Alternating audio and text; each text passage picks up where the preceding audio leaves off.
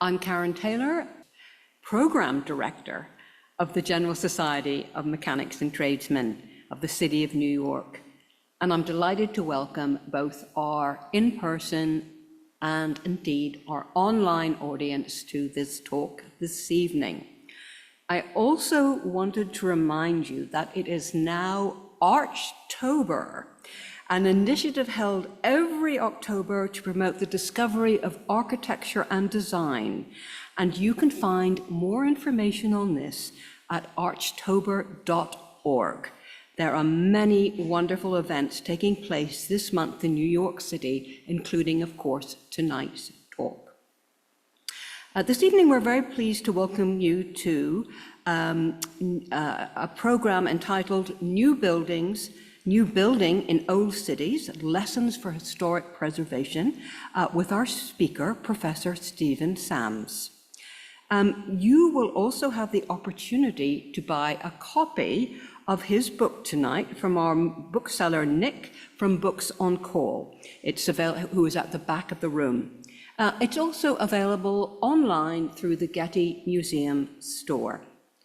I just also want to mention we have a special book display for New Building in Old Cities outside on our street level windows, and which I encourage you to look at on your way out. And I want to acknowledge the work of our window curator, Thomas Donahue, for putting together such a very striking window.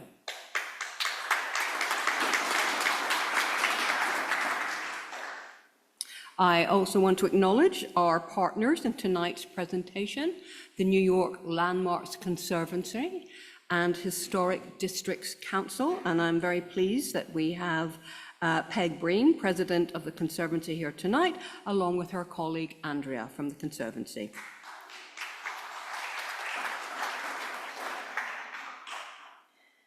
For those of you who may be less familiar with the General Society, a brief introduction. The General Society of Mechanics and Tradesmen of the City of New York was founded in 1785. That is 239 years ago. Today, our organization continues to improve the quality of life for the people of the City of New York through various educational and cultural programs. These include our General Society Library, which we're in tonight, which was originally founded in 1820, our John M. Mossman Locke Museum, which you are welcome to visit after tonight's talk for our in-person audience, our tuition-free Mechanics Institute, and finally, our lecture series, a lecture series I'm very proud to say that originally began in 1838. It's now my pleasure to introduce our speaker tonight. Steven W. Semes is a professor of architecture and director of the Michael Christopher Dudas Center for Preservation, Resilience, and Sustainability at the University of Notre Dame. He was academic director of the Notre Dame Rome Studies program from 2008 to 2011. He is the author of The Future of the Past, a conservation ethic for architecture, urbanism, and historic preservation, and that was published in 2009. And The Architecture of the Classical Interior, published in 2004, as well as many articles. Prior to joining the Notre Dame faculty in 2005, he practiced architecture for 3 decades in Washington, D.C., San Francisco, and New York. And we're so pleased to welcome him back to New York this evening. Welcome.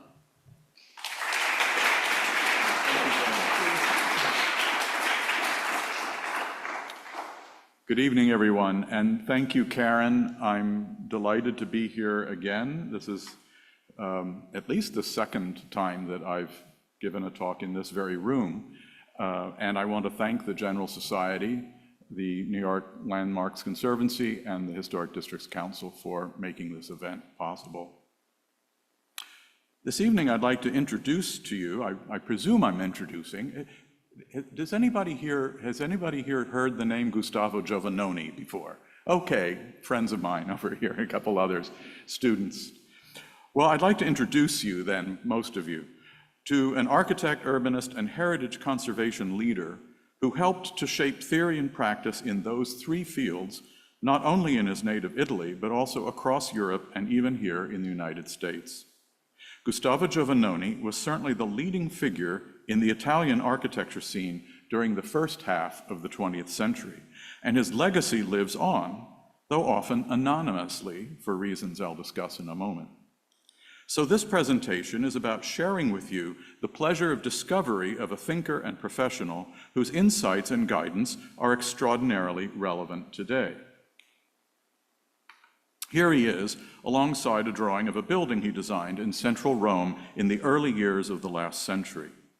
Despite changes, such as the addition of another floor, the building retains its characteristic combination of a classical, symmetrical palazzo flanked by an asymmetrically placed corner tower that marks the entrance to a street leading to the mausoleum of Augustus, and inflects, to use Robert Venturi's term, to the dome of the Church of San Carlo al Corso, just beyond. This is truly urban-centered architectural design in which each new building joins a pre-existing context in a way that reinforces and clarifies the relations of the historic monuments around it. For his entire career, Giovannoni will approach new building in old cities in precisely this way. Soon after I arrived in Rome to teach for the University of Notre Dame in 2007, an Italian colleague introduced me to the work of the traditionalist architects of the period between the two world wars, among whom Giovannoni was the outstanding figure. I was immediately impressed, but asked myself, why have I never heard of these architects before?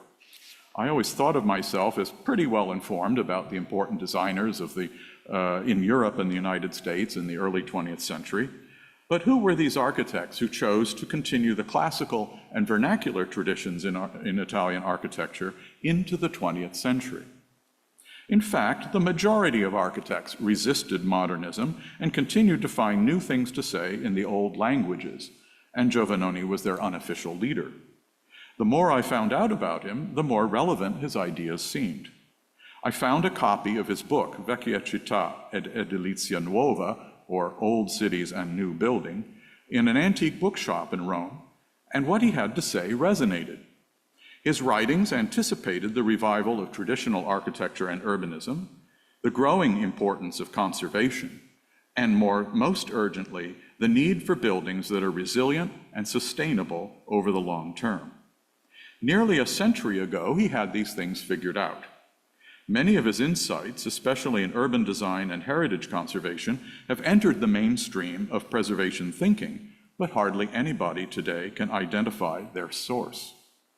And while his traditionalist contemporaries in Britain and the United States are fairly well known, I'm thinking here of Sir Edwin Lutyens, Paul Cray, John Russell Pope, and Bernard Maybeck, just to name a few, Giovannoni fell into obscurity.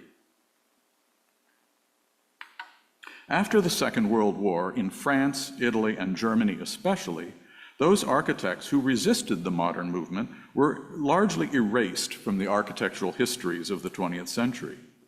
In the 1990s, however, Italian scholars began to look with greater impartiality at those who had been neglected, and a richer and more complex picture began to emerge.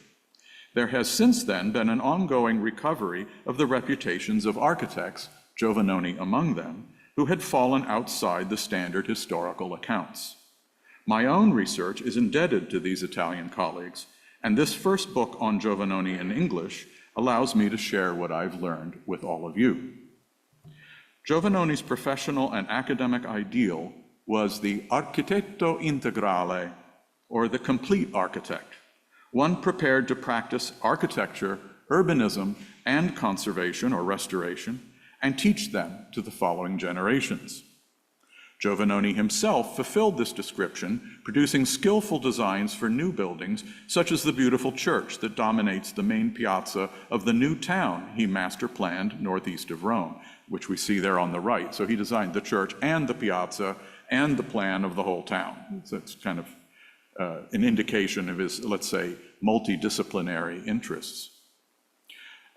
He also was responsible for new additions and infill buildings in historic places, master plans for both historic urban centers and new towns, restorations of historic structures, scores of studies in architectural history across all periods, and founding, as if he needed to do more, he founded the School of Architecture at the University of Rome, La Sapienza, where he taught for a half-century, training generations of noted Italian architects. But after his death in 1947, his work was disregarded and his name suppressed in architectural circles for what were deemed political reasons. His detractors claimed that he had collaborated with the fascist regime, a claim that, while strictly true in a limited sense, could also have been made against almost all of his critics as well. Architects and university professors were, for the most part, aligned with the regime until the mid-1930s, and designers of all stylistic persuasions cultivated the favor of Mussolini until the fall of the regime in 1943.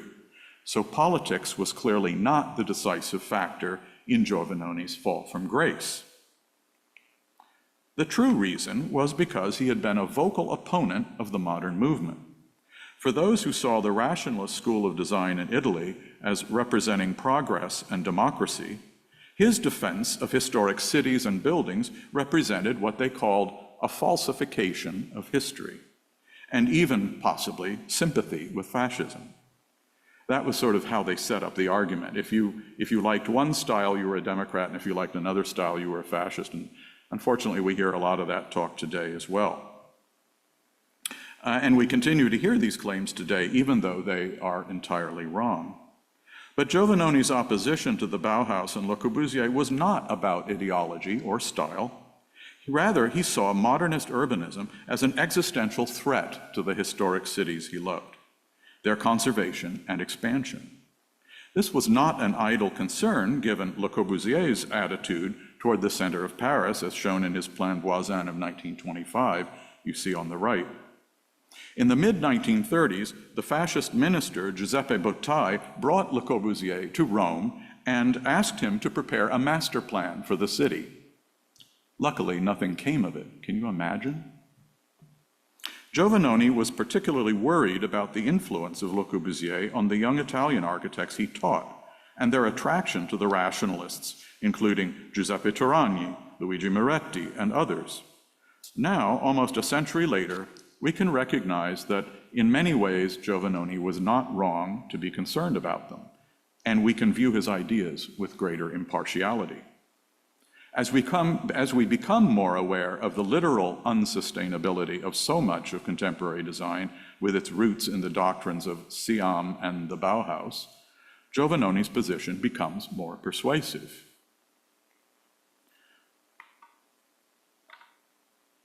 Our intention in this book is to return Giovannoni to a larger international context. In addition to a series of interpretive essays, it includes 30 excerpts from his writings on a range of subjects and from throughout his half-century career. The book is organized into 6 parts around 6 themes, bearing the Italian terms used by Giovannoni in his discussion. The first of these is edilizia, which in Italian refers to the activity of building as well as its main product, the ordinary construction, mostly houses, that makes up the private realm of our historic cities. Giovannoni drew the important distinction between monuments and fabric and pointed out that the monuments derive their meaning from the fabric, which is why preserving the surroundings of our landmarks is so important. Credited as the inventor of the concept of urban heritage, he declared that an entire city could be considered a monument. He introduced this idea into the 1931 Athens Charter on Restoration, the first international agreement in the field. And from there, the idea spread across Europe and to the United States. The same year saw the publication of his most important book, the one I'd mentioned, Vecchia Città ed Edilizia Nuova, and of course the word edilizia is in the title. And perhaps not coincidentally, the first historic district in the United States, in Charleston, South Carolina, was created that same year. This shift of attention from individual landmark buildings to urban districts, whole towns, and landscapes was part of a consistent urban focus in Giovannoni's thought. No historic building should be considered simply as a lone freestanding monument, without recognizing its relationship to the city or landscape that surrounds it and lends its meaning, even if that setting had changed in the intervening period. For example, simple buildings frame our view of many of the medieval cathedrals, like this one on the left at Orvieto. And the familiar piazze of Italian cities are surrounded mostly by ordinary buildings, as we see in the plans illustrating his book. Another aspect of edilizia was a focus on the informal kinds of building one finds in historic cities, what he called architettura minore, and we call vernacular architecture.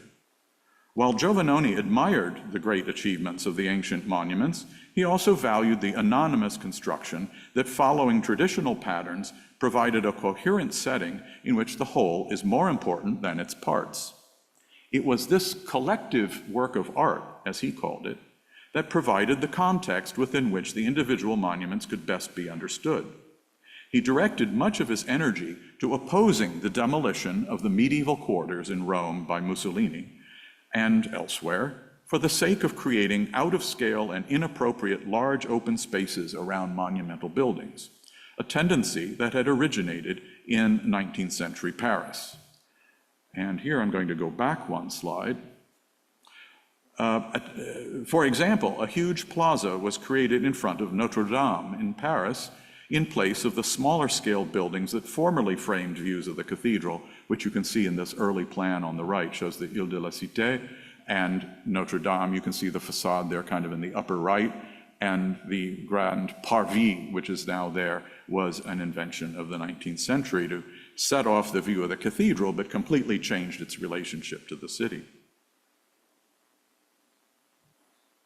Giovannoni argued for the preservation of the pedestrian-scaled, variegated neighborhoods within which the larger monuments traditionally were embedded, composing a picturesque urban scene, as in his beloved Rome. This greater value placed on ordinary fabric is the basis for our historic districts and conservation areas today. Now, we're talking today about facades, and there might be some in the room or elsewhere who might object that I'm neglecting other important issues in architecture, such as space, structure, materials, and function.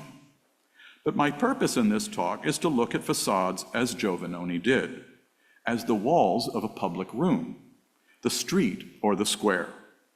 It's not that the internal plan of a building or its structure are not important, but that from the urban perspective, it is the external massing and the elevational composition that encloses and characterizes the public space, or not. New York also has public facades composed of multiple buildings forming the space of a street or a square, as well as object buildings that offer unique gestures rather than composing an ensemble. We can see a tension in New York's streets between the individualism of the singular buildings and the deference to a collective form, as in a row of brownstones. The competition between the two approaches is characteristic of the city, and it's important to know which condition you're working with and design accordingly. An aerial view of the north side of Washington Square Park, for example, reveals both models competing with each other. But a pedestrian perspective shows us how edilizia works to shape the public space. The second theme is ambientismo, from the Italian ambiente, or environment. It is close to our English word contextualism, referring to the physical context of any historic site, but is in fact much more. We translate it in the book as respect for the setting. For Giovannoni, the historic city was a living organism, and he coined the term ambientismo to denote an attitude of respect for the city as it has developed through time, accumulating layers of history and meaning, and creating a reciprocal relationship between architecture and urbanism. Additions to buildings or new urban neighborhoods, he wrote, must approach the historic city with modesty and respect, seeking continuity of character rather than visual disruption. While Giovannoni's idea of the historic city was based on European models, principally Rome, his hometown, much of Manhattan follows a different pattern. In fact, there are two distinct urban conditions in the city. Some areas, like Tribeca, Greenwich Village, the upper and east and west sides, Brooklyn Heights, basically all the areas now within historic districts, are in some ways similar to European urban environments that are characterized by a more consistent fabric in which buildings form a chorus rather than standing on the stage as soloists. In these areas, we have streets and squares enclosed by buildings of more or less similar height and volume, and the individual structures recede into a larger ensemble. Other parts of the city are dominated by tall towers, each of which is an individual standing its ground and rivaling its neighbors. Pre-war towers, like the Empire State Building, built in 1931, that same year that Giovannoni published his book, the Chrysler Building, Rockefeller Center, and other tall buildings of that era were still urban to the extent that they could compose a city. As a matter of fact, Giovannoni wrote an article praising the skyscrapers of Midtown Manhattan and the financial district. He didn't recommend them for European cities. He didn't think they were needed, but he was not, let's say, insensitive to the romance, if you will, of the skyscrapers of the Art Deco era. These skyscrapers actually continued to form the public space of the street. They engaged buildings around them, and their exteriors were of similar materials and colors so that they appeared as a collection of related things rather than as random objects. Giovannoni celebrated these pre-war skyscrapers in New York, though he didn't think there was any reason to build them in historic cities in Europe. So as you can see, ambientismo is more than contextualism of the 1970s or 1980s, in which designers made abstract references to neighboring buildings. Rather, it entails a profound respect for the genius loci, the spirit of place, including not only the physical, but also social and cultural character. As Andres Duany once said about Charleston, one should alter or add to the city in ways that make it more itself. This conception continued until after the Second World War, when an entirely different concept of urbanism supplanted it. The city of Mies van der Rohe, with its tower objects isolated in plazas that diminished the primacy of the street. This new pattern became normative after the imposition of the new zoning code of the 1960s. More recently, the use of air rights and development rights transfers has resulted in an explosion of super tall buildings that dwarf even their tallest predecessors. It was amazing for me walking around Midtown Manhattan this morning. I haven't been here for 6 years. It's amazing. These things just sprouted like, sort of unwanted invasive plants in a garden.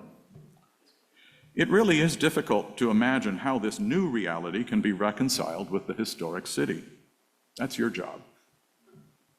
A comment by the historian of the American landscape, J.B. Jackson, perfectly encapsulates Giovannoni's concept of ambientismo. He said, quote, "In order to change a place, you first have to love it. Because if you don't love it and you try to change it, you will only ruin it." There's wisdom in those words that we would do well to embrace. A comparison from a different context might be useful here. Venice is especially renowned for its unique architectural patrimony, visible along the Grand Canal, where facades from several different centuries share common compositional and typological characteristics. Palaces along the canal, built hundreds of years apart, have more in common with each other than they do with palaces of the same date built in other cities. So much for the architecture of our time. Time is irrelevant in architecture. Place is what matters. Now, Michael Dennis, in his new book on Venetian facades, playfully juxtaposes a segment of historic Venice with a satirical lineup of contemporary Starchitects productions, but even Photoshop can't make these guys compose a city. Personal opinion. Our third part or term is diradamento, the heart of Giovannoni's urban conservation theory, involving both the preservation of historic structures and the curation of public places or spaces. His term, diradamento, is one of many botanical metaphors he uses. Deriving from the pruning and thinning out of an orchard or a forest, carefully tending it, removing invasive growth, trimming the branches to let the sun in, and so forth. Such stewardship and care of an urban quarter stands in contrast to the wholesale clearance of a Baron Haussmann or Le Corbusier in their plans for Paris, or post-war urban renewal in the United States. Giovannoni seeks to maintain the city in conformance with what he called the permanent causes that shape it, such as geography, climate, ways of life, local materials, and traditional construction methods. He does this by making incremental changes in the urban scene, removing non-conforming structures, opening up here or there a view or a little piazza, allowing the district to breathe while changing it or adding to it very little. Diradamento is a character-conserving process that avoids both an uncritical preservation that would prevent all change and a permissive development that would significantly alter the historic character of the place. His theory was first implemented in plans for the quarter around the ancient Roman street, the Via dei Coronari in Rome, where the surgical removal of a handful of non-conforming buildings allowed exposing the impressive side wall of an important Baroque church and the creation of new piazzae. And I'll just point out a couple of these things. I know the online people can't see the red dot. This is the ancient Via dei Coronari, and this was the area of, you can see the dashed lines represented where buildings were removed, where he created 1, 2, 3, maybe more new piazzae as a way of creating more social spaces in the city. A decade later, Vittorio Mariani, a follower of Giovannoni, realized a redevelopment of the Salicotto district in Siena based on Giovannoni's ideas. And you see a piece of that, a playground actually, there in the right slide. The result was a mix of restored medieval houses and new ones designed to be stylistically and typologically similar to the historic structures, together shaping a more salubrious neighborhood. Further experiments in diradamento were undertaken in Italian cities like Bari, Bergamo, and Assisi, with Giovannoni as collaborator or mentor. But the 1970s conservation of the center of Bologna, Italy, is best known. Here, the communist local government offered temporarily relocated the residents of a deteriorated historic center, rehabilitated the housing stock block by block, and then avoided gentrification by offering these upgraded houses to the people who had lived there before. Some streets were lined with new houses that followed the historic typologies of the neighborhood. Interestingly, the chief planner, Pierluigi Cervellati, when I interviewed him in Bologna, denied being influenced by Giovannoni. He said, "I can't say that for political reasons," despite the obvious parallels. Sadly, urban renewal in the United States has been more typical, a practice criticized by the urbanist Jane Jacobs, the American writer perhaps closest to the spirit of Giovannoni. I don't know if she ever heard of him or knew of his work, but there are some very interesting parallels.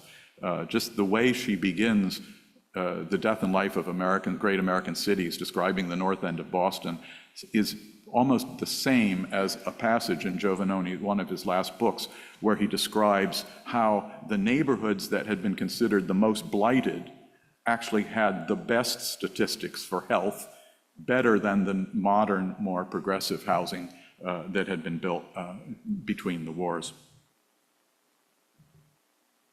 Writing a century ago, Giovannoni declared that the problems of the slums can best be addressed by relieving overcrowding, improving hygiene, reinforcing education, and providing dignified work for the residents, not by the wrecking ball and replacement with developments like the brutal Pruitt-Igoe houses.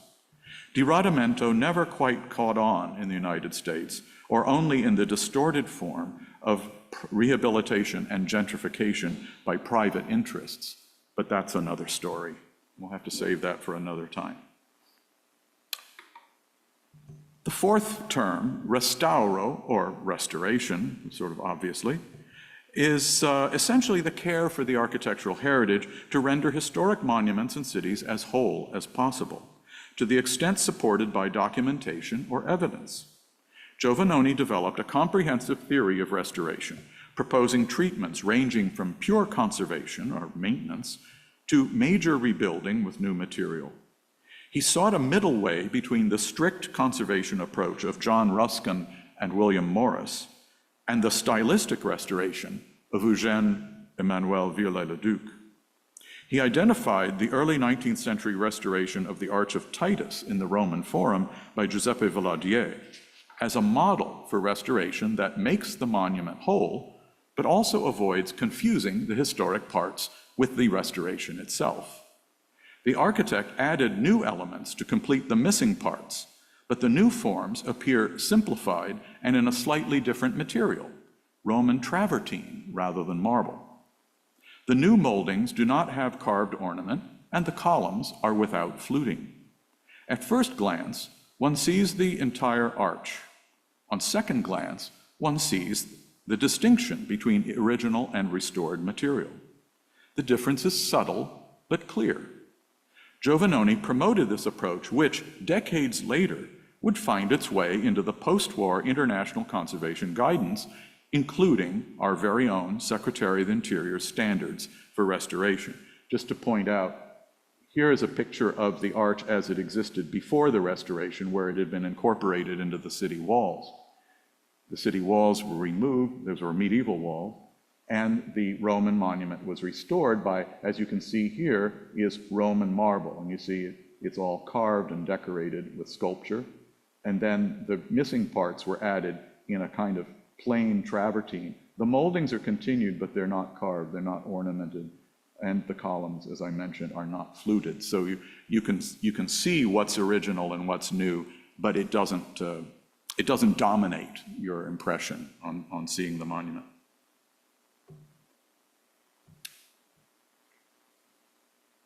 Giovannoni further believed that when choosing a preservation treatment for a specific site, there can be no fixed rules to be applied uncritically. Rather, judgments need to be made on a case-by-case basis. The restorer must recognize, for example, the very different approaches called for by an archaeological site that belongs to a culture that no longer exists. Giovannoni, echoing an earlier French writer, called these dead monuments, and places that continue to house public and private life today, which he called living monuments. In the first case, there should be no attempt at reconstruction or completion other than anastylosis, or re-erecting fallen members, like when a column has collapsed and you put the drums back together and re-erect the column. Because the culture that made and sustained the site is gone.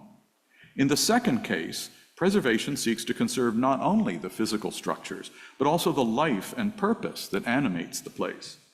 Now, I know of no more living monument than the Via dei Tribunali in Naples, and for this reason, the criteria for alterations and additions or restoration can be more lenient than they would be for an archaeological site like the temples at Paestum on the left. Giovannoni referred to his methodology as scientific restoration, but this did not prevent him from allowing aesthetic judgment to inform the restoration process, and beauty, or as he put it, the sense of art, was always a preeminent value. Later, critics would reject arguments based on aesthetics as subjective, taking refuge instead in appearing as objective as possible. But this approach also has pitfalls of its own and has sometimes led to visually dissonant results. While there has been a great resurgence of restoration work in New York, much of it fueled by the federal tax credit program through the National Park Service, there are still plenty of opportunities for restoration. Two buildings that I have long hoped would receive what they deserve in the way of restoration are LaGrange Terrace, or Colonnade Row, on Lafayette Street, and the Gorham Building, designed by Stanford White, on Fifth Avenue. While both of these buildings are designated landmarks, they continue to suffer from the decades of neglect that have contributed to their decay. The good news is that I've heard that there are plans for the restoration of the lower floors of the Gorham Building underway, and I hope the Colonnade Row will soon follow. When it does, let's hope the pursuit of wholeness will supersede any contrived or excessive interest in differentiation. I'm sure Giovannoni would applaud what is perhaps the largest and most impressive restoration project in our country right now, the remarkable transformation of the former Michigan Central Station into a new innovation campus of the Ford Motor Company in Detroit. A grand example of the civic monuments that once adorned most American cities in the early decades of the 20th century, the station had decayed to the point that it resembled the ruins of a Roman bath after the fall of the empire, complete with trees growing out of the walls and half the roof missing. The transformation is cleverly revealed in the rendering on the right, which sort of shows the rating room in its sort of pre-restoration decay, sort of slowly morphing into the restored and reinvigorated station. The former station and its office building are once again a point of pride for the city. The fifth part, called innesto, the heart of Giovannoni's approach is the relationship between new and old architecture in a conservation setting. And this is best expressed by the Italian word innesto. The verb innestare in Italian means to graft, which he defined as, or which can be defined as, quote, a horticultural technique whereby tissues of plants are joined so as to continue their growth together, unquote. Substitute architectural for horticultural and buildings for plants, and we have grafting is an architectural technique whereby tissues of buildings are joined so as to continue their growth together. I really like that phrase. Giovannoni here offers another one of the striking botanical images that he likes to use, in which an addition to an old house or the extension of a city is like grafting a branch of one tree onto another to create a new single plant. The analogy recognizes the need for change and to introduce new elements into a historic setting, but also prioritizes continuity of character at the architectural and urban scales with a minimum of contrast. Current conservation norms are often interpreted to require such contrast. In fact, they don't, but people interpret it in that way. But Giovannoni offers a dissenting view in which cities can grow organically as living organisms, continuing their growth together. Giovannoni designed a series of modest but telling additions to buildings in and around Rome in which he demonstrated this idea. His little building linking the medieval Casa dei Crescenzi, which you see in the left of the right slide, to the adjacent new government offices, does not imitate the original building, but while being deferential to the historic structure, introduces a new style and new forms that are easily identified as additions. The new linking building acts as a bridge, not a glass gasket, as we so often see today. This little building illuminates the original idea behind the Secretary of the Interior Standards, Standard 9 for the Standards for Rehabilitation, with its requirement that new work be both differentiated from and compatible with the old. But because contrast between new and old building has been all along a core value of the modern movement, it is not surprising that architects today are better equipped to differentiate their contributions than they are to render them compatible. The latter term has often been reduced to simply making the new parts the same height as the original building, regardless of any other material or formal differences. Giovannoni argued that only deference and respect, or as J.B. Jackson put it, love, for the buildings already there can truly inform a compatible addition or alteration. A case in point is Grand Central Terminal. In 1913, the original architects had designed what they thought would be an appropriate graft, compatible in style and material, though nothing came of it. In 1964, the New York City Landmarks Preservation Commission denied Marcel Breuer's skyscraper proposed above the terminal, and Justice Brennan's opinion for the Supreme Court established the legal precedent that still empowers preservation efforts in the US today. But 4 decades later, the Commission accepted Lord Foster's glass tower above a facadectomied Hearst building. The Commission chair of the time claimed that the glass tower, quote, completes the landmark, unquote. I would say not completes, I would say it's a pretty monstrous graft. Giovannoni's position is echoed by the ICOMOS Valletta principles of 2011, which specifically warn against excessive contrast between historic and new elements and call for continuity of composition in the urban setting. If you don't know this document, I really urge you to go onto the ICOMOS website and download the Valletta Principles. They're written in English and French, and read them and compare them to some of the other official guidance that you find in historic preservation. And it's a marvelous, it's very close to Giovannoni, even though his name never appears on the document. The language of more recent UNESCO documents on what are called now historic urban landscapes suggests the relevance of grafting as a model for navigating what I would call a non-confrontational relation between new and old architecture. Faced with an ever more powerful real estate industry and an architectural culture blinded, it seems, by an obsession with technologies like the super tall towers, advocacy for heritage conservation in our cities can seem at times like a losing proposition. And yet, the landmark laws do give us tools to resist. While in my personal view, David Chipperfield's new apartment building on Jane Street in the Village is not ideal, I think it conspicuously lacks the small-scale articulation and ornament that humanizes its neighbors. It is certainly an improvement on the initial proposal, or indeed, what might have been built there without landmarks protections.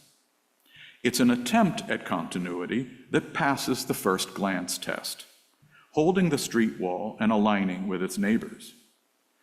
In downtown Brooklyn, a row of new townhouses just 15 feet wide each, now that's a little townhouse, was built in an informed traditional manner with modest but essential details, even though the site is not in a designated historic district. The developer and architect did the right thing voluntarily, and that deserves our praise. Finally, we arrive at the highly contested issue of reconstruction, which has sparked lively debates in Europe regarding rebuilt heritage buildings and cities destroyed in the Second World War. Giovannoni supported reconstruction when there's sufficient knowledge of the historic condition to ensure accuracy, and when a community seeks to have restitution of its heritage and identity. Current conservation theory is skeptical, seeking to prevent production of what might be called a mere copy, or worse, a fake. Seeking a balance between material authenticity and community values, Giovannoni defended the rebuilding, dov'era com'era, where it was, as it was, of the campanile of San Marco in Venice after it collapsed in 1902. I don't know how many of you have been to Venice and enjoyed the beauty of the piazza and the bell tower. Maybe you didn't know that that bell tower was built in the first decade of the 20th century after it literally collapsed into a pile of rubble in 1902. And the reconstruction of the once magnificent Abbey of Monte Cassino after the Allied bombardment of 1944. In the latter case, little of the structure above the ground remained, but there was enough evidence to support rebuilding the Abbey more or less as it was. Giovannoni himself had made documentary drawings at the Abbey 20 years before, and just in the last years of his life served on 2 commissions, one advising the Roman Catholic Church, the other advising the Italian government precisely on what to do about the Abbey at Monte Cassino. In the rebuilding, some improvements were made to secondary areas, and the interior of the church received new decorative painting. Actually, the program for the decoration of the church extended into the 1980s. More controversially, the architect, Giovannoni's former student, Giuseppe Breccia Frattadocchi, designed a new facade for the church in a conforming classical style, in lieu of the unfinished masonry of the pre-war condition. He also opened up the cloister arcade to provide a striking view into the valley landscape below. Here you can see what looks like a travertine facade on the church. It had actually been all rough masonry when the church was bombed, so this is a new facade to complete the landmark. And these are the arches that he opened up so that you have a view from the courtyard now out into the valley of the Leary River, which is a really remarkable landscape. These additions were seen as false by some critics, but defenders recognized them as a way of completing the monument, a genuine completion this time, consistent with a sense of continuity between new and old. Also after the war, the conservation community made an exception for Warsaw, Poland, whose center was reconstructed to its pre-war appearance following its its total erasure by the Nazis. The reconstructed capital is today itself, as a reconstruction, recognized as a World Heritage Site. Numerous other cities were also rebuilt as they had been before the war, despite often official opposition in principle. More recently, some preservation authorities, Historic England, for example, have become more accepting of reconstructions within strict limits. For Giovannoni, the rebuilding of a heavily damaged or destroyed landmark is simply the restitution to the community of its lost heritage, which he considered more important than the conformance of a building's style with its date of construction. Nonetheless, reconstruction remains contested by those who prioritize a strong visual distinction between new and old, and for whom any design of new elements in a historic style is viewed as a falsification of history. Giovannoni's viewpoint continues its quiet influence in such essential documents from ICOMOS as the Bura Charter, the Nara Declaration, and again the Valletta Principles, all of which emphasize conserving the cultural significance of historic places without stylistic bias. In Germany, reconstruction has become more common recently. The Royal Palace in Berlin, you see on the left, was the former home of the Prussian emperor and now houses a series of museums. The building was heavily damaged in the bombing of Berlin, but the remains, which could have been restored, were then thoroughly demolished by the East German government and replaced by a banal, modernist, glass-clad Communist Party headquarters building. After the fall of the Berlin Wall and German reunification, a campaign resulted in 3 of the exterior facades being rebuilt in their Baroque detail, as they had been before the war, under the direction of Thomas Albrecht and his firm. But the interior and a 4th facade were designed by the Italian minimalist architect Franco Stella, ensuring a sharp contrast between the reconstructed and the new elements. And I have to tell you, having just been there in June, it's a jarring experience. In Potsdam, just outside Berlin, block after block of reconstructed and new traditional masonry buildings have replaced glass office buildings and vacant lots. The most important corner buildings were reconstructed in their period detail, and the intermediate frontages between the corner buildings are newly designed by a number of different architects, including both Albrecht and Stella. They are excellent examples of new designs that harmonize with historic buildings without imitation. Just to point out this wonderful Baroque building on the corner, completely rebuilt, and to every detail of the original building, and the building at the end as well. This is Schinkel's Church in the center of Potsdam. And these facades in between are buildings that never existed before. They're completely new buildings. All right, here comes controversy. What about New Yorkers? Why should they be deprived of a heritage lost not to war, but to stupidity? Pennsylvania Station was destroyed in 1963 and replaced with one of the most dystopian environments in the world. Why should we not have the station back, especially now that the entire complex and the surrounding neighborhood is the subject of new development and investment? Among a handful of proposals currently being reviewed for redeveloping the entire site is a proposal to rebuild Charles McKim's Great Station, introducing improvements as needed but returning to New Yorkers one of their proudest monuments and public spaces. The original station is very well documented, and parts of it are recoverable and reusable. Ordinary New Yorkers seem to be strongly in favor of this idea, and the technology and the cost of the project are actually within reach if you compare to the other proposals being offered. There is no question that the city as a whole would benefit from the return of this great building. So what's standing in its way? A lot of people are reacting viscerally to this question, but it's really one we need to answer.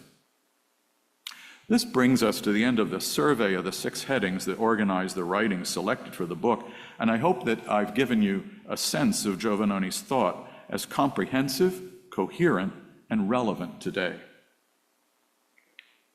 Okay, so let's say we've convinced the authorities to proceed along Giovannoni's lines.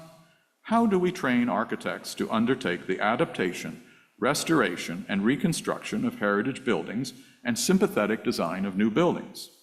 How can we obtain better trained local authorities where they are lacking? As the founder of the School of Architecture of Rome, as I mentioned, Giovannoni has a lot to say about architectural education. The curriculum he established in 1920, which remained until it was sadly thrown out after the uprisings of 1968, was strong in technology, drawing, design, and architectural history. It included urban design and restoration of monuments, and it prepared the following generations of brilliant Italian architects. It also turns out to closely resemble the pedagogy that we've been using at Notre Dame for the last 35 years ago, without knowing about Giovannoni. The Master of Science in Historic Preservation program at Notre Dame, too, is modeled on many of the values articulated by Giovannoni about the conservation and restoration of historic places and new construction that will be more durable, resilient, and sustainable than standard building practice today. This represents a new way of thinking about historic preservation. It is not only about saving evidence of life in the past. It is now also learning from past experience how to design buildings and cities for a future that will be more beautiful, more sustainable, and more just. Paraphrasing the French writer Françoise Chouet in her great book, The Invention of the Historic Monument, quote, "We restore in order to recover our competence to build," end quote. Or, as I like to say more simply, we restore in order to learn how to build. This would make an excellent motto for any school of architecture, or for that matter, any organization that advocates for historic preservation, like my 3 host organizations this evening. Any young architects who would like to pursue graduate study at the convergence of preservation and sustainability are invited to get in touch. And in fact, one of our recent graduates is here in the audience tonight, and he's actually up there on the screen as well. So we get 2 of you, Sandra. That's nice. If you would like to know more about new traditional architecture, urbanism, and historic preservation, you can download for free this publication that explains our approach to those 3 closely interrelated fields. And if you want to snap that QR code with your phone, please go right ahead and do it. After decades of obscurity, the insights of Giovannoni are now available in English. I and my 2 co-editors, Jeff Cody and Francesco Suravo, hope you'll enjoy the book and, more importantly, apply its lessons to the issues that concern New Yorkers today. Thank you all very much.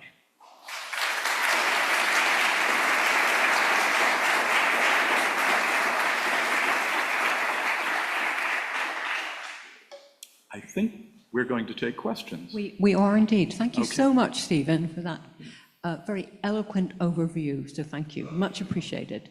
I would like to take some questions from both in person and our online audience.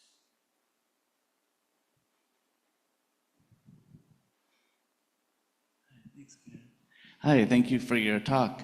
So one of the things you mentioned, which I thought maybe you can go in a little bit deeper, about the Penn Station and some of the different proposals, and how one was about kind of bringing back the splendor of it, and the budget was within reach. So tell us, what happened with that, and how come it didn't really come to fruition in that way?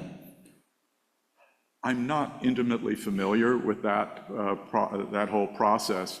My understanding is basically what I've read in newspapers and magazines and online. If there's anybody in the room who knows more about it than I am, I'm happy to let them explain a little bit more. My understanding is that they're currently reviewing 4 proposals.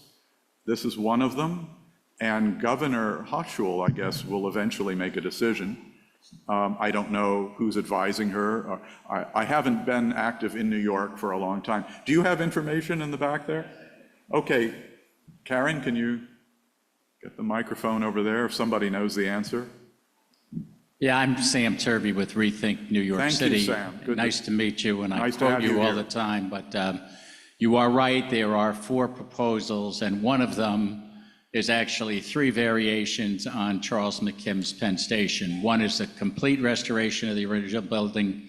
One would leave 2 Penn Plaza in place, one would leave 2 Penn Plaza and Madison Square Garden in place. Richard Cameron of Atelier & Co., who you mentioned, is designing those. The governor in June of 2023 said she would welcome designs for a world-class masterpiece for others than New York's MTA. She seems to be dialing that back, and in fact, the MTA actually had a well-renowned architect named John McCaslin helping them with their design.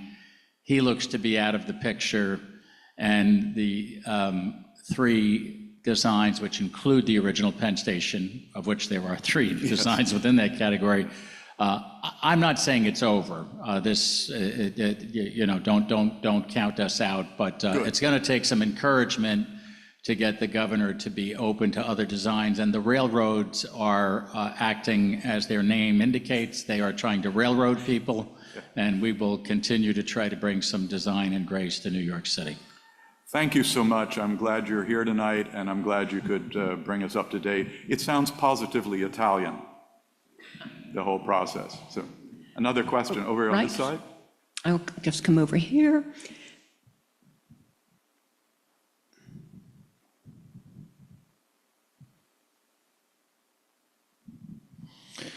Thank you. Hi, Steve. Hello, Lloyd.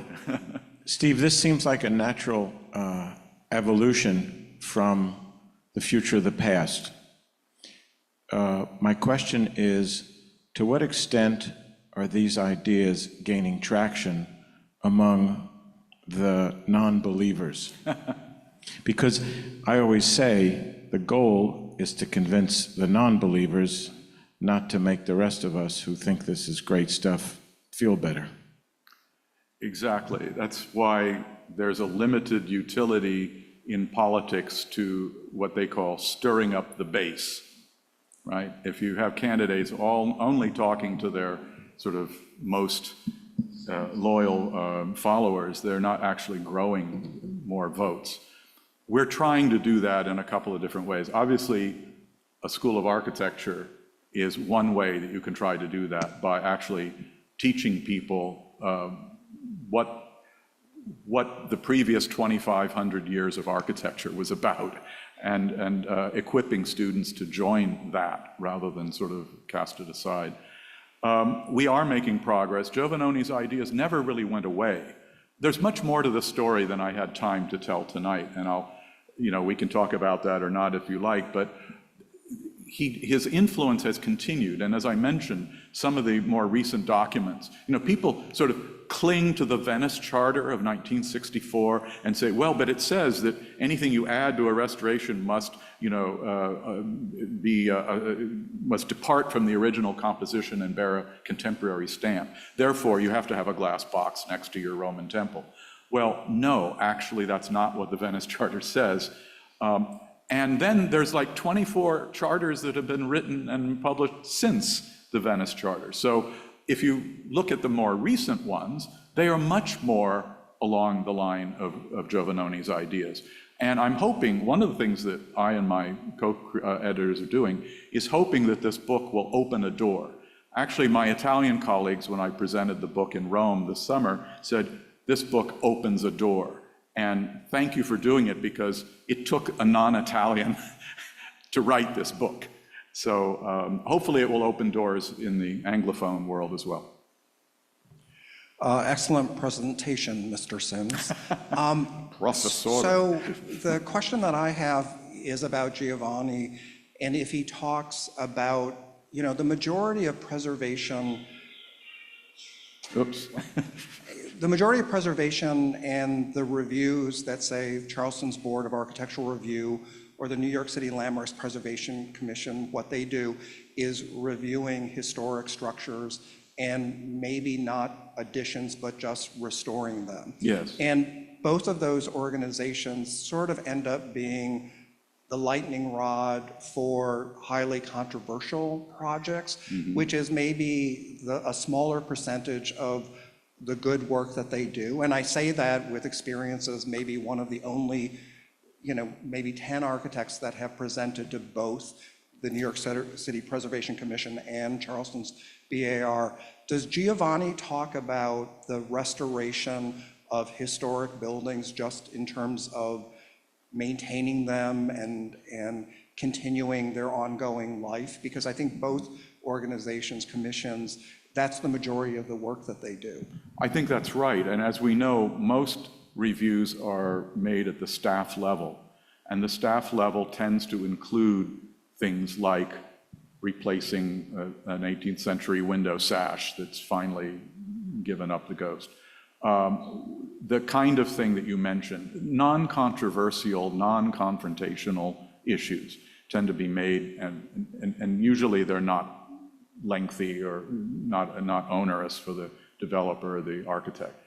Where we run into problems is where I think stylistic questions come. Now, or where there are massing or density questions. So, for example, in a case like some of the new development, including your firm's work in Charleston, I imagine, I wasn't there, but I'm imagining some people were concerned about the size of the buildings, regardless of what they looked like, right? I mean, just massing is an issue for some people. Somebody else might be upset because the building's going to obscure a view that they had, and they thought they had a lifetime guarantee to that view. Other people get exercised because they don't like the style of the building. Either they think it's too modern and too abstract, or they think, oh, it's too traditional, it looks like a copy. And so those debates happen. I think that's when the full commission or the full board has to vote on these projects, because then they're not within the reach of the staff. The difficulty, I think, is that as far as I know, neither of those two organizations ever developed a written set of criteria or sort of concepts or even sort of definition of terms. And one of the things I would like to do is, if somebody would help me out, I'm just a professor on a professor's salary, but maybe somebody would like to help out. I would like to put a copy of this book in the hands of every member of the Landmarks Preservation Commission and the Board of Architectural Review, and not just in New York and Charleston, but everywhere. Because I think, not because I was involved with the book, but because I think the ideas of Giovannoni would be very helpful, because he does give you terms and definitions and principles that you can argue over them. It's not like that's going to, close the argument, but it means you'll be able to argue in a more coherent and more consistent way. And so decisions won't just sort of flip-flop from one side to the other in different projects. Does that begin to answer the question? Right. We'll just have a few more questions, but I do have an online question. This is from Holly. Wonderful presentation, thank you. Did you see movement in this direction in preservation, meaning compatible/transitional architecture, or is your position a lonely one? And if so, should the interior guidelines change? Oh, well, let me take that in reverse order. Yes, the Secretary of Interior's guidelines and standards probably do need to change, not because I think the words in them now are wrong, but because they're so often misinterpreted that what would help would be to use other words that would be less susceptible to being manipulated by people who have a particular agenda that they want to use the standards to achieve. In terms of, am I a lonely voice? Are there others? There are, and there have been for a long time. I actually published an article in an Italian journal called Gustavo Giovannoni, An Unacknowledged Legacy, because his legacy is real, and you keep running into his ideas in official pronouncements, just without his name attached to them. And sometimes they're interwoven with other principles that don't seem to go along well with them. But he's always been there as a kind of a minority influence. And I think it is growing, because I mentioned Historic England, for example, which is the largest preservation sort of official body in England, guiding and advising the government. Just in the last several years, has become much more open to the possibility of reconstruction, for example, after having for many years been firmly opposed to it in almost every case. I would have to say, yes, there has been a significant movement, and hopefully this book will, give that further impetus. Hello, wonderful presentation, very timely and very necessary. My background is in preservation, but I've dedicated a good part of my life to doing a history of the fortifications of San Juan, Puerto Rico. Oh, great. And what I have an experience that has definitely affected me. One day I was walking down a street, it was a tropical shower, I ducked in a doorway, and suddenly the wall in front of me popped out a graffiti that had been there since the 1840s. And, of course, history is not just the official architecture, it's also the lived architecture. And in many historic sites, you have layers of painting which cover up what's behind it. And it means that this is an unsung history of sites that needs to be protected, because they give the human touch to it. That day I felt almost the hand that had drawn that graffiti. Graffiti is a very lowly topic, but it's something that says a great deal about how people live in cities. It's a chronicle of history, of historicity. What are your take on that? This is an interesting question. As a matter of fact, there was an entire conference at the American Academy in Rome just a few years ago on the question of graffiti, which exists everywhere in Rome. I'm not a fan of graffiti on buildings that I want to look at, because I see it as a kind of a defacement. That doesn't mean that graffiti can't be exactly as you very nicely described it. Graffiti shouldn't be seen as a monolithic kind of thing. I mean, there's tagging, there's political graffiti, there's, Tony loves Maria, there are all these sort of different, I mean, speaking of, in Rome, the graffiti tends to be, different in different places. I think the principle, though, that you raise goes beyond graffiti. It goes back to the actual fabric of buildings. And it's what we call layered. Rome, for example, is a layered city. And so are some American cities that have been around long enough to be layered. Layering takes a long time. It's like sediments building up to form a reef or something. What you find in Italy and in France, Germany, throughout Europe, when you're in a town that's old enough, a medieval house will have one set of windows, and they will be non-symmetrical. They will not be in a regular pattern. They'll be up and down and side to side. And then in the Renaissance, in the 16th century, they blocked up all those windows and put in new windows that were regular, and they surrounded them with classical frames and so forth. And so World War II comes along and a bomb falls on that building and blows all the plaster off the facade. So now you can see two sets of windows, one blocked up and one, cut in a couple of hundred years later. And so the question is, if you're going to restore the building, which facade do you restore it to? So this idea of layering is actually something that Giovannoni talks about. And there's a whole section, I think there's a whole text in there that deals with questions of how do you select something to restore to, or a date, or a condition to restore. Right, do we have any more questions? Okay, well then, I will take this opportunity to thank Steven Semes so much for a really fabulous presentation. As I said, it was presented so eloquently and so well organized, and I think you are going to be opening doors with this book. I think of the feedback from the audience and the questions we heard. It's provoking, and you, well, hopefully this will make people think in a completely different way. So thank you so much, Steven. Thank you. Thank you very much. And thank you all.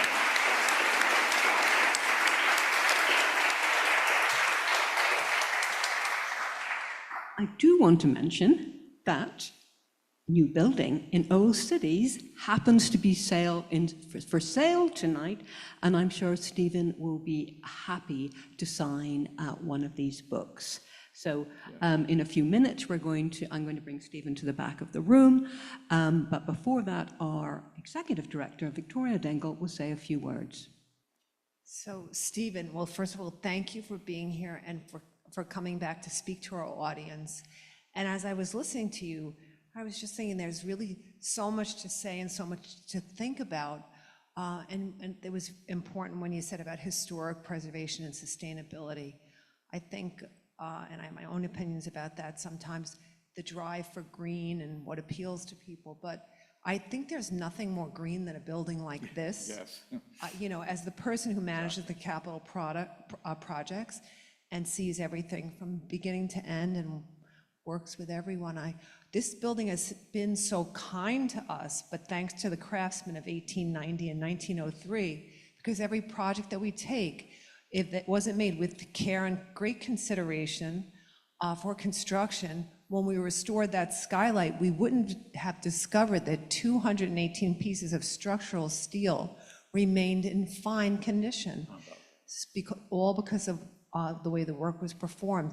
And when it comes to our energy conservation, for anyone who didn't notice our grade A in the building on the way in, I do notice a lot of Fs and Ds around town.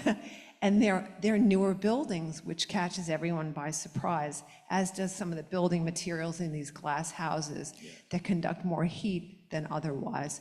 So thank you for your work on behalf of historic preservation and appealing to students and people in schools of architecture. I think nothing's more appealing than being on a campus like the one that you teach at and really teaching people to appreciate what surrounds them. Because even when I love watching people's reactions to this building. And if you don't react to it, well, there's something wrong with you, because it is so beautiful and so historic, and there's so much to look at.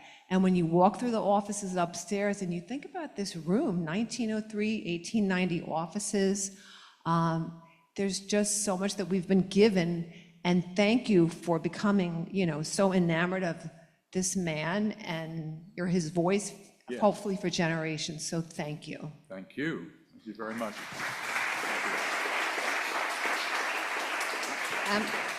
Steven, we have a little memento for you this evening. I was hoping I would get Yes, something like this. absolutely. And Very well done. I don't know who was responsible, but thank you. It's lovely. Right. Well, I think you provided the cover, and that was very helpful towards it. I want to again express our thanks to the New York Landmarks Conservancy and the Historic Districts Council. To our audience tonight, please join us for a glass of wine. To our online audience, thank you for joining us online. We look forward to seeing you in 2 weeks when we have a lecture on how this contribution of Scottish architects and artisans to the city of New York City. Thank you so much. Good night.